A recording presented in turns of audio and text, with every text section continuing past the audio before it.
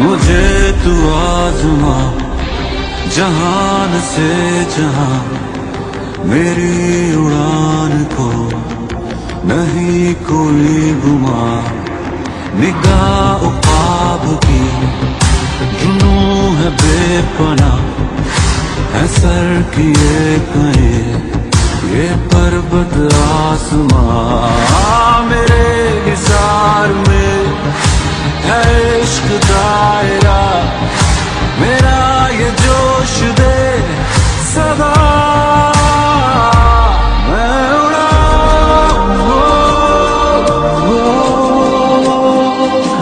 मैं उड़ा।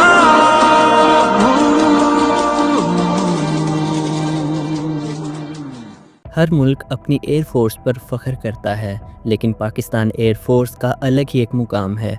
1947 से लेकर आज तक पाकिस्तान एयरफोर्स ने सिर्फ दुश्मन के ख़िलाफ़ नहीं बल्कि मुश्किल वक्त में अपने मुल्क की इज़्ज़त बचाई है।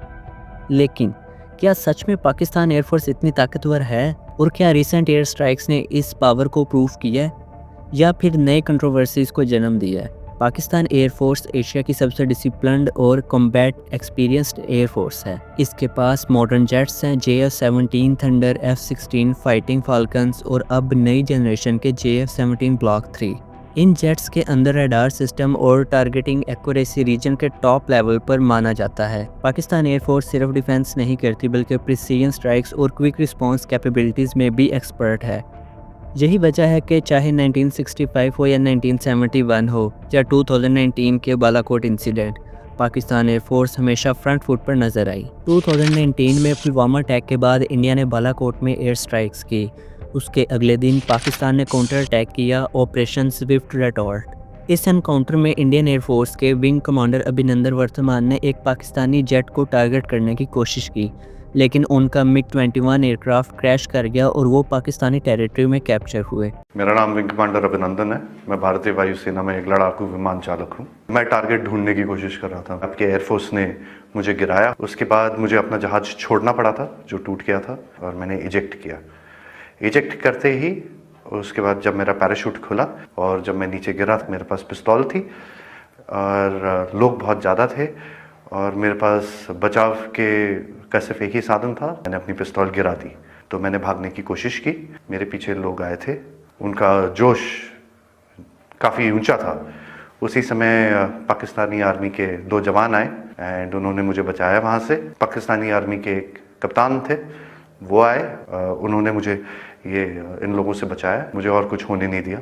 फिर वो मुझे अपने यूनिट तक लेके गए जहाँ पे मुझे फर्स्ट एड दिया गया एंड फिर उसके बाद मुझे हॉस्पिटल ले जाया गया जहाँ पे मेरी जांच हुई और मुझे और एड दिया गया। पाकिस्तानी आर्मी जो है वो बहुत ही प्रोफेशनल सर्विस है। पाकिस्तान ने क्लेम किया कि उन्होंने एक इंडियन जेट गिराया, जबकि इंडियन ने कहा कि उन्होंने एक F-16 को शूट डाउन किया। यानी दोनों तरफ अपनी विक्ट्री क्लेम की गई। अभिनंदन को बाद में रिलीज़ किया गया और ये इवेंट दोनों मुल्कों के लिए सिंबॉलिक बन गया। लेकिन पाकिस्तान एयरफोर्स का रोल सिर्फ इंडिया के खिलाफ ही नहीं बल्कि टेररिज्म के खिलाफ भी रहा है। दिसंबर 2024 में पाकिस्तान ने अफगानिस्तान के बर्मल एरियाज़ में एयर स्ट्राइक्स किए। ऑफिशियल स्टेटमेंट के मुताबिक इन टारगेट में TTP की ट्रेनिंग कैंपस और कमांडर्स शामिल थे। अफगान गवर्नमेंट ने इससे वायलेशन कहा और क्लेम किया कि 46 सिविलियंस मारे गए, जिसमें औरतें और बच्चे भी थे। पाकिस्तान एयरफोर्स ने कहा कि हर टारगेट वेरीफाइड मिलिटेंट लोकेशन था, लेकिन ग्राउंड से मिलने वाली कन्फ्लिक्टिंग रिपोर्ट्स ने एक नई डिबेट शुरू कर दी कि क्या पाकिस्तान अपने नेशनल सिक्योरिटी के नाम पर सिविलियन एरियाज़ को टारगेट कर रहा है, या फिर ये एक ज़रूरी ऑपरेशन था जो बॉर्डर के टेररिस्ट नेटवर्क को ख़त्म करने के लिए था। पाकिस्तान एयरफोर्स के ऑपरेशंस पर हमेशा एक सवाल उठता है कि क्या उनके मीडिया रिपोर्ट सच में ग्राउंड रियलिटी बताते हैं, या फिर हर मुल्क की तरह यहाँ भी एक इंफॉर्मेशन वार चलती है। कुछ रिपोर्ट्स के मुताबिक इंडिया ने भी मई 2025 में क्लेम किया कि उन्होंने 5 पाकिस्तानी एयरक्राफ्ट डाउन किए, लेकिन पाकिस्तान ने इसे प्रोपेगेंडा कहा और कोई इंडिपेंडेंट वेरिफिकेशन नहीं मिली। ऐसे क्लेम्स ना सिर्फ लोगों के जज्बात बढ़ाते हैं बल्कि दोनों साइड्स के बीच मिसट्रस्ट और टेंशन को और बढ़ाते हैं। ये कहानी सिर्फ फाइटर जेट्स और मिसाइल्स की नहीं है, ये है पावर, परसेप्शन और पॉलिटिक्स की जंग। पाकिस्तान एयरफोर्स ने अपनी स्ट्रेंथ कई दफ़ा प्रूफ की है, लेकिन हर ऑपरेशन के साथ एक नया सवाल उठता है, ताकत किसके लिए और किसके खिलाफ। है।